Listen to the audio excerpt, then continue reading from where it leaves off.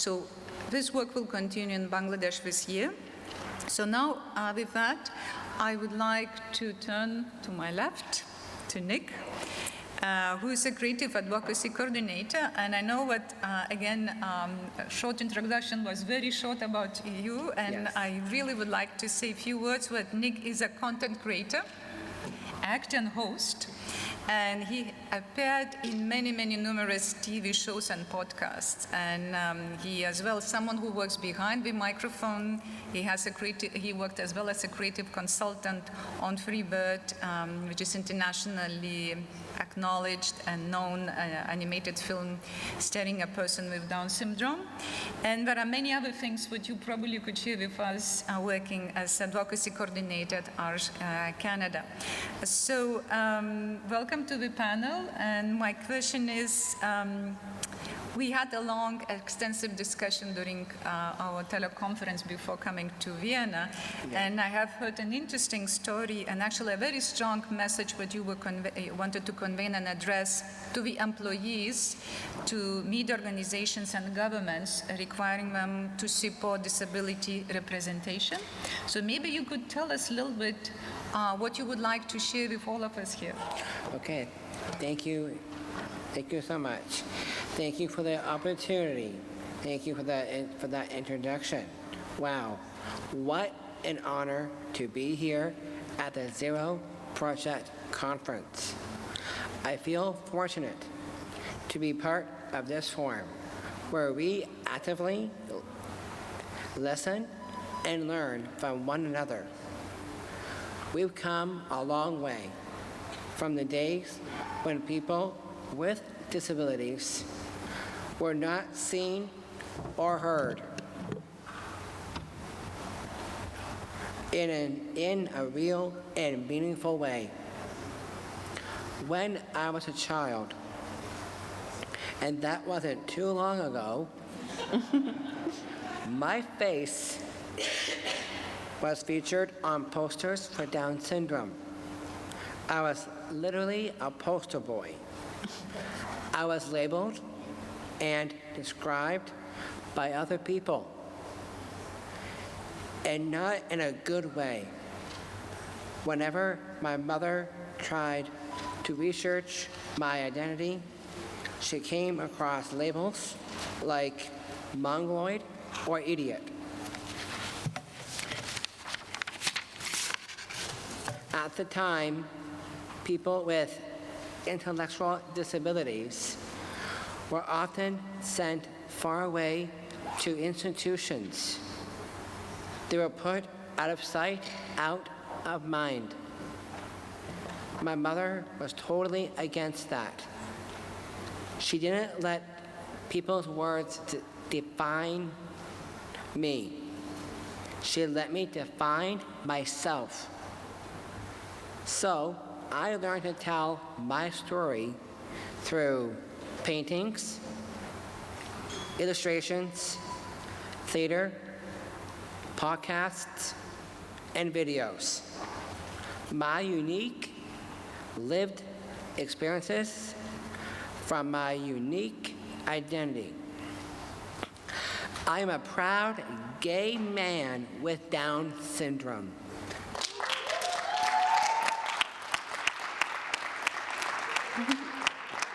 Pretty unique, right? Yes, disability and sexuality is a thing. Disability also comes with creativity and problem solving. We know how to bounce back. We can be fashionable and funny. Just ask anyone who knows me. Mine is only one story among many others that need to be seen and heard. As a proud Canadian, I can tell you that we've come a long way. I see more people with disabilities in front of and behind the mic. In Canada, we have a network called AMI TV. The programs are created by people with disabilities, about people with disabilities. Canada also has a national disability screen office. The DSO works to improve representation of people with disabilities. We also have the Accessible Canada Act that requires accessibility. We have made progress, but we can't sit back and celebrate. Not yet. We have more work ahead, especially when it comes to representing people with intellectual disabilities. Here's how we can start. Lead with, not for. What do I mean by that? Look at me. I'm here talking to all of you. It's not someone else without a disability speaking about me. I am using my voice, shaped by my own experiences. I created this presentation. Large Canada believes in me and my ability to contribute. They gave me support and professional training. They commit time and resources to help me create my presentations and everything I do. The investment is paying off. I'm killing it, right? This is what it looks like. This is what it looks like to lead with, not for. When we create opportunities for people with disabilities to take the lead, we make viable contributions. So I urge employers, media outlets, and organizations to invest in us, not just with words, but with actions. Hire people with intellectual disabilities. Provide paid opportunities with training and coaching. That is how we build the next generations of storytellers. That's how we nurture innovation. It took me many years to build confidence and skills to share my voice. And now I mentor a younger generation to share their stories. We are change makers. It's a powerful rule. Let's be real. We need to move forward.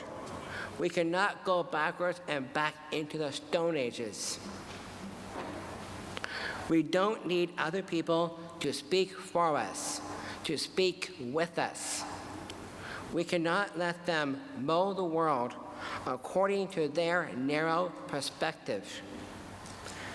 Give us the tools and the platforms to tell our own stories and do awesome and powerful work. The world needs it. Thank you.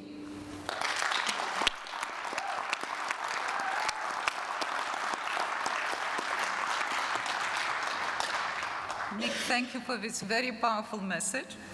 And knowing what you as well disability advocate, and I know what you were involved in many, many campaigns, what is the most let's say, impressive or your most proud activity where you were involved? Maybe you could share a little bit of from your advocacy work. Okay.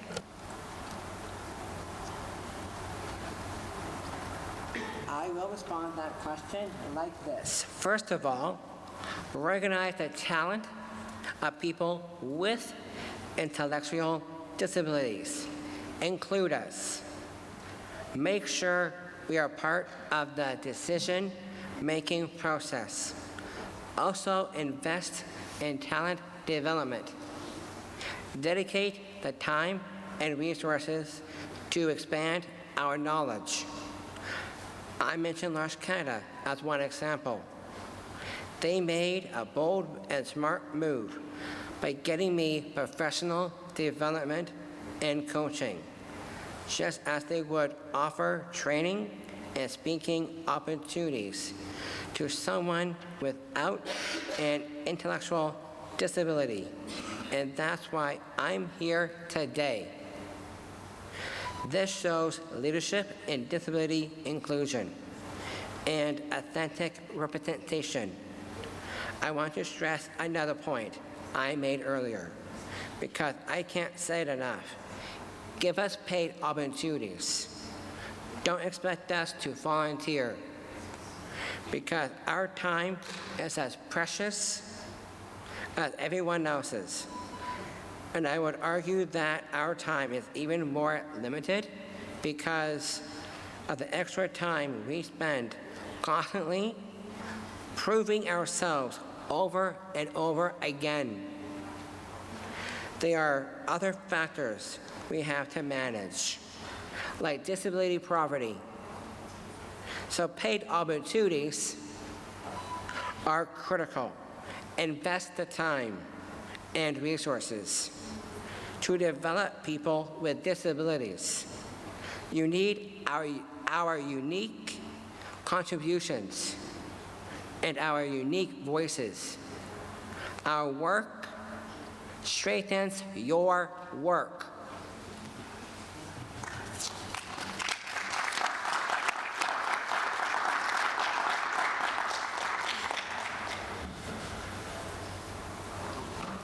Thank you very much, Nick, for this very inspiring answer to my question. And I know that we left 2 minutes only, and the last question is what you would say to all young media producers, journalists, Wow. activists with disabilities who would like to join you and promote disability equality in media industry. What would be your last words? What would be your advice? Where to start? Thank you for that question. I will answer something like this from my own experience. When I can tell my own story, I tell my truth. I share my lived experiences. I shatter myths. I break barriers. This is why it's important to lead with, not for. People with disabilities, I'll say it in a different way, and you've all heard it before. Nothing about us without us. This is how we have authentic disability representation in the media and the rest of the world. Wonderful. Emily, the same question goes to you. What you would recommend to the youngsters who are getting ready to establish the media outlet, release a new product? What is your advice? Yeah, I would tell media producers to, really invest in disability leadership and stay adaptable to, the digital current realities. And Lucas, what you would say? Be soft on people but hard on systems. It's going to be a very frustrating experience, and realizing this and having this approach gives you a bit more endurance. Thank you a lot. Big, wonderful intervention, wonderful answers from Emily and Lucas. I thank you all for being here today with us, and I hope that you will learn still a lot during the conference today and tomorrow. Thank you.